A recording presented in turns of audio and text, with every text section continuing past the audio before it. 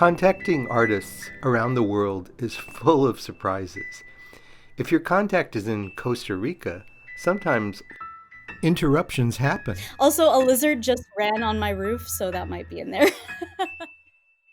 It's fascinating to have connections from across the world where weather can be very different from Northern California. I live in the southern part of Sweden in a tiny little village north of Helsingborg, and today we have a winter wonderland, which is quite unusual for our part of Sweden, so it's magical. All of my guests enrich my understanding of creativity through personal anecdotes and wise observations. What if you could discover the world through the stories of over 80 different artists from countries like Sweden, the Netherlands, Scotland, Ireland, England, Costa Rica, Finland, and the United States? There's only time to hit a short list of highlights across all of the wonderful interviews and insights, themes and lessons that I've encountered interviewing over 80 artists and creatives as we explore what creativity does to us and for us. This has been a journey of listening to and exploring diverse points of view and perspectives. Instead of a challenge, I found validation of this important topic, exploring creativity, and invited artists to share their ideas and get to know them through a lens of curiosity. Coming from a coaching background, I appreciated the importance of listening, really hearing and seeing each guest and understanding their viewpoints. I'm going to provide some excerpts from a few interviews that I think are great examples, highlighting unique insights and experiences from artists across many different countries. We're in a bit of a pickle, and maybe modernity doesn't have all the answers. Maybe technology doesn't have all the answers, and actually some of these old stories are still useful. The very least, they encourage us back into a loving relationship with the natural world. One of the reasons I wanted to do this was because of something that I did in the classroom. When almost every undergraduate class in architectural history that I taught, I had an assignment, and the assignment was to take a monument or to be assigned a monument, for example, the Paris Opera, and then to write a short piece of fiction about it, because I was hoping that would be the way that it would make these places real to kids who may have never left suburban Chicago. So I thought, well, I wonder if I can do any better at it. And that led me down that rabbit hole of trying to understand what all of the things that you would have thought and how you would have acted if you were a man who loved men in that time. You often hear like, oh, that's a great idea. We should orchestrate this for the whole organization. Then I thought, hang on, these people, when they work together, they're using musical terms. Then I realized, hang on, I'm the musicologist here. More or less, I merged everything, my whole thinking, and I called it music thinking.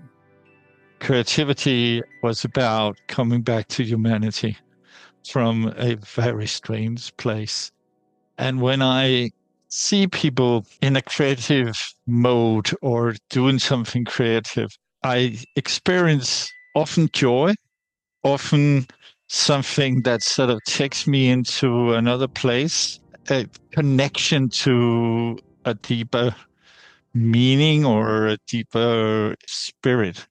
And that's for me, creativity is personally, I came back to life. Creativity, if I could define it now in hindsight, is any unconditioned response to familiar and unfamiliar things. We tend to experience things by how we define them. Creativity is actually not only what we make, but what we make with it and of it.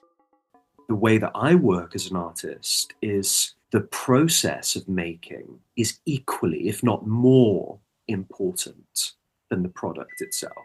There's a kind of personal excavation that takes place, a kind of probing. At the root of what I do is to be empowered in the space of working alone, in that place of when you're alone, what do you do?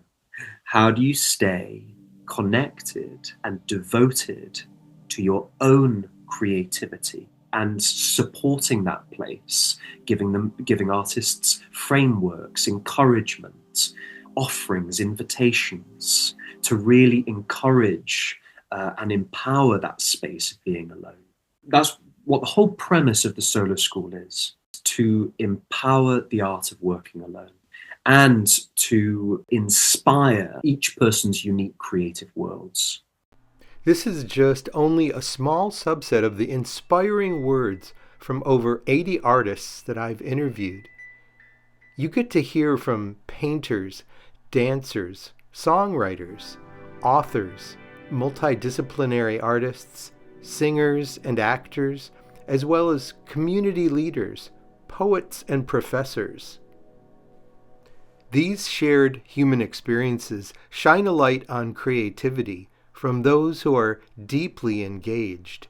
You'll hear from those who look back with wisdom and those who look forward with their vision into the future. These stories are designed to encourage you to consider deepening your relationship and engaging in your own creativity.